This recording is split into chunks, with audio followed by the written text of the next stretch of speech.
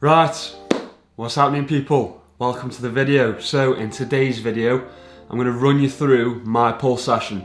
So this is how I build those juicy wings. I'll start at the beginning basically. My method of training is not the typical training style that you will see from most people.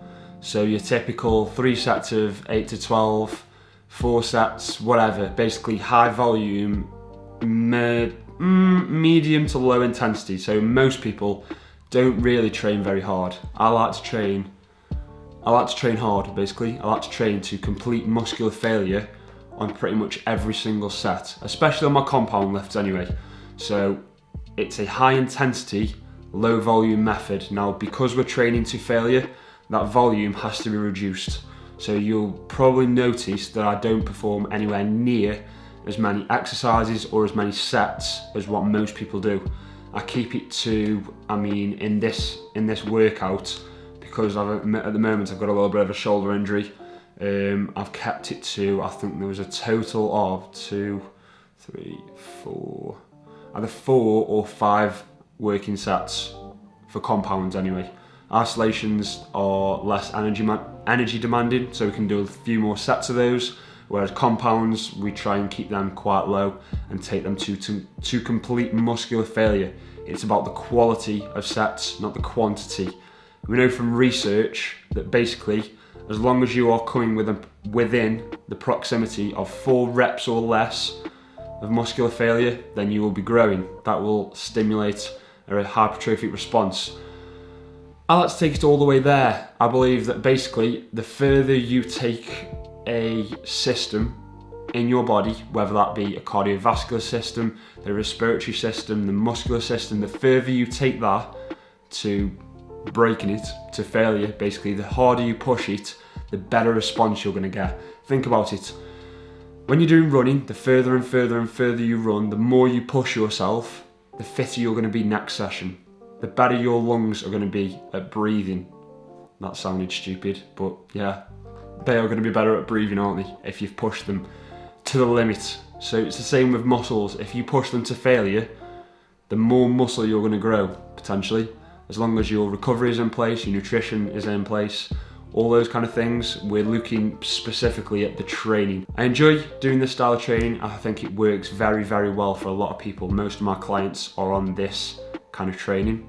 If you are looking for online coaching, then I'll put a link in the description below. Before we get into it, like the video, subscribe if you're new around here. So as you can see here, we're starting off with a chest supported pull down.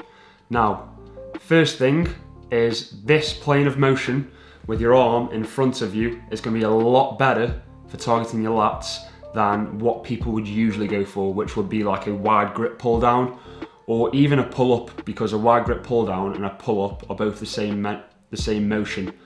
When we're looking to target your lats, you need that arm to be tucked in and in front of you, because basically it gives your lat the most mechanical advantage to move that load. So if you look at your lats, now you can see it on that angle just, if you look at your lats, they wrap around your rib cage and they sort of use your rib cage as leverage to pull against. That's why we train in that plane of motion for lats. The bench provides stability to pull, as you can see in this clip here, I'm using my other hand to pull my chest into that bench, create stability, and then my right leg again is stopping my torso from twisting, and all I've got to think about is driving that elbow down into my hip. Them grips, them prime handles are absolutely unreal. Like, I'm not even holding onto that handle. That's why my arm is shaking, is because I've literally hooked my fingers over and it just stays. It's mental. They're so good. Struggling to get that lat fully short there. Training to failure, training to complete failure, as you can see. Just dragging that elbow down. That's all you've got to do, is think about dragging that elbow down and you will feel it on your lats, trust me. The reason I do it single arm, not both arms at the same time, just means it allows me to focus on that working side, and also lats assist in spinal flexion, lateral spinal flexion, sorry. So you can get that lat a little bit more short by performing them unilaterally, rather than bilaterally. They just feel so good, don't they? I mean, you probably don't know, you need to try them. So try this, a chest supported pull down, it's absolutely unreal. Next, we have got an RDL. Now I've only got one working set of this on here. It's basically going to target your entire posterior chain. What I've noticed personally, the day after performing RDLs, my upper back looks so much fuller.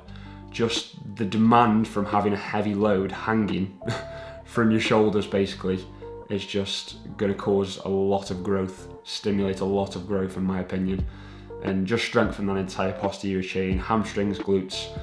This set I fucked up basically because my right shoulder felt like it was about to fall out, to be honest with you. So the set cut short because I've got this shoulder injury at the moment. So I didn't want to push it too far. Ended the set early. You can see me there moaning to Joe and Noah about my shoulder. This is another chest supported row. So we've fatigued the lower back in that RDL quite a bit. So we want a chest supported row rather than something like a barbell bent over row, which again is going to require your lower back. In this exercise, we're really thinking about driving those elbows out, flaring them. That's going to target the upper back. So all I'm thinking here is elbows out. I'm letting my scapula fully protract at the bottom, and then basically I'm creating tension through my rhomboids. I'm not retracting first. A lot of people try and shrug this up. You don't want to retract first. You want to create tension in your rhomboids, pull through your rear delts, and then you want to retract. I also angle my, you might be able to see on the next angle, on the next camera angle, I sort of angle my body. Here we go, you might see here. So I'll grab the handles first, pull my chest in, and I don't pull my entire body completely straight, upright against the pad. I've got my body at like an angle, so that's just to line up that line of force with my upper back a little bit better than if you were to put your chest completely against the pad basically.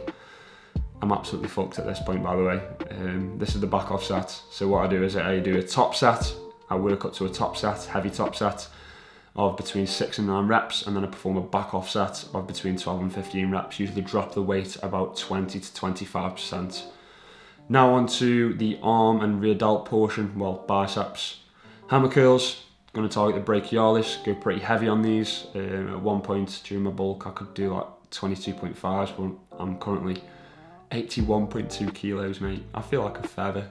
I was 89 kilos at my peak bulk, so a total loss of like 8 kilos. So you can imagine I'm feeling pretty light.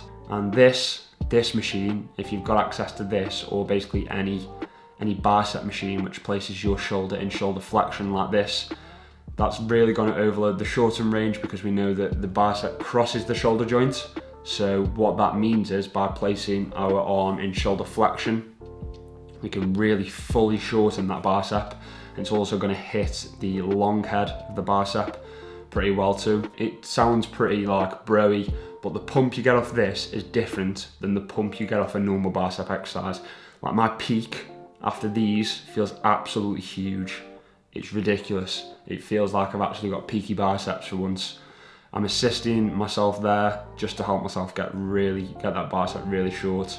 So now onto rear delts. I don't use the reverse pec deck machine like most people do. I like to do these cuffed reverse cable flies, I suppose you could call them. Feel very good, align with the rear delt a lot better. So when you're on a rear delt machine, you're fixed in that plane of motion, whereas with the cable here, basically it allows you free range of motion. You can let that arm go wherever it wants and really get that rear delt completely short. It's also set up so that it's heavier in the lengthen range and then drops off in the shorten range where you're weakest.